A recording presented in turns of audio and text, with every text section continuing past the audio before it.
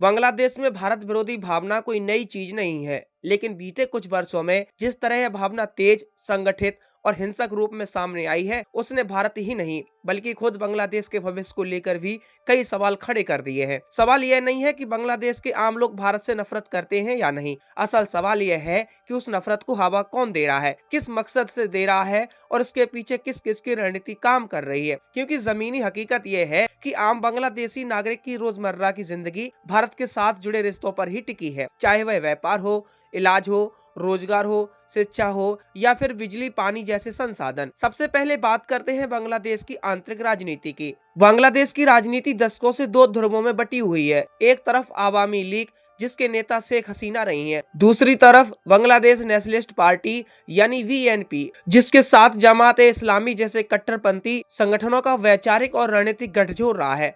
Awami league की पहचान हमेशा भारत के साथ 1971 के मुक्ति संग्राम, सहयोग और सेक्युलर राष्ट्र की अवधारणा से जुड़ी रही है। यही वजह है कि जब जब आवामी लीग सत्ता में होती है तब तब भारत बांग्लादेश संबंध बेहतर होते हैं, सीमा समझौते होते हैं, व्यापार बढ़ता है और कनेक्टिविटी मजबूत होती है। लेकिन यही चीज बांग्लादेश की विपक्षी राजनीति के लिए सबसे बड़ा हथियार बन जाती है।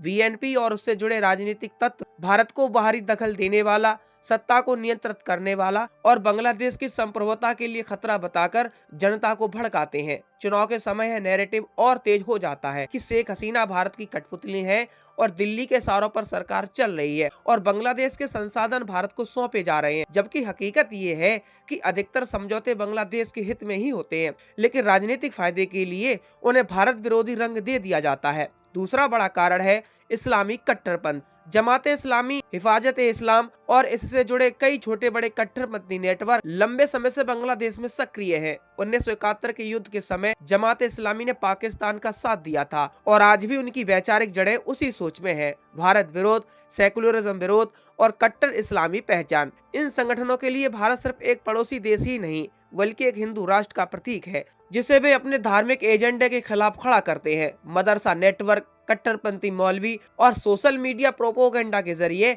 यह संदेश फैलाया जाता है कि भारत बांग्लादेश के मुसलमानों के खिलाफ साजिश कर रहा है, बांग्लादेश को कमजोर बनाना चाहता है और हिंदू प्रभाव थोप रहा है। इसी नैरेटिव का नतीजा ये है कि जब जब भारत बांग्लादेश के बीच कोई समझौता होता है, चाहे वह नदी जल समझौता हो, बिजली व्यापार हो या सीमा प्रबंधन, उसे इस्लाम के खिलाफ साजिश बताकर पेश किया जाता है। अब तीसरा और सबसे संवेदनशील पहलू, पाकिस्तान की भूमिका। पाकिस्तान कभी भी यह पचा नहीं पाया कि 1971 में भारत की मदद से बांग्लादेश एक स्वतंत्र राष्ट्र बना। आईएसआई और पाकिस्तान की डीप स्टेट आज भी बांग्लादेश को अपने प्रभाव क्षेत्र में वापस लाने की भी कोशिश कर रही है। इसके लिए भारत विरोध सबसे आसान हथियार है। पाकिस्तान समर्थित मीडिया, सोशल मीडिया अकाउंट और धार्मिक नेटवर्क बांग्लादेश में लगातार यह नैरेटिव फैलाते हैं कि भारत ने 1971 में मदद नहीं की बल्कि कब्जा किया। भारत आज भी बांग्लादेश की राजनीति और सेना में दखल दे रहा है। सोशल मीडिया पर फैलने वाली फर्जी खबरें, एडिट किए गए वीडियो, पुराने दंगों की तस्वीरें और झूठी कहानियां, ये सब अचानक नहीं होता। इसके पीछे संगठित साइबर नेटवर्क काम करते हैं जिनकी जड़ें पाकिस्तान और मध्य पूर्व के कुछ कट्टरपंथी केंद्रों तक जाती हैं। भारत विरोधी हैशटैग, ट्रेंड और वायरल पोस्ट इसी रणनीति का हिस्सा होते हैं। चौथा कारण है चीन की भू राजनीतिक रणनीति।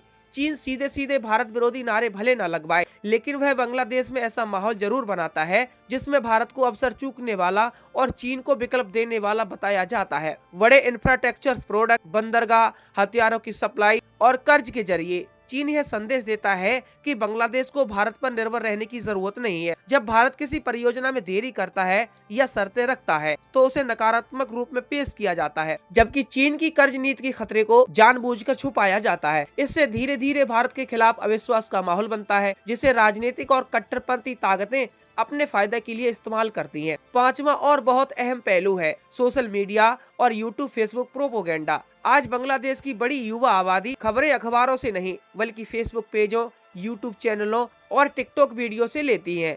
यह भारत विरोधी कंटेंट सबसे ज्यादा वायरल किया जाता है क्योंकि नफरत तेजी से बिकती है। भारत में हुई किसी भी मुस्लिम विरोधी घटना को पूरे बांग्लादेश के खिलाफ भारत की नीति बताकर पेश किया जाता है, जबकि बांग्लादेश में हिंदुओं पर होने वाले हमलों को या तो दबा दिया जाता है या जायज ठहराया जाता है।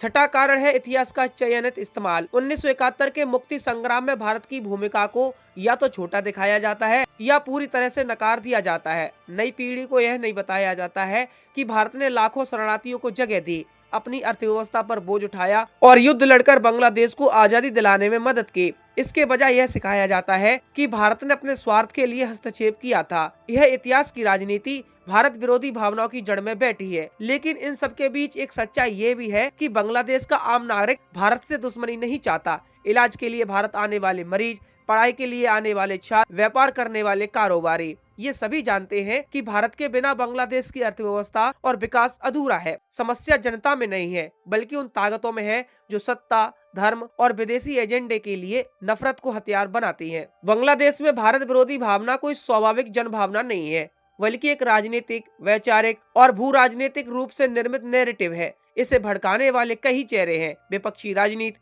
इस्लामिक कट्टरपंथी संगठन, पाकिस्तान की आईएसआई, चीन की रणनीतिक चुप्पी और सोशल मीडिया का जहरीला प्रोपोगेंडा।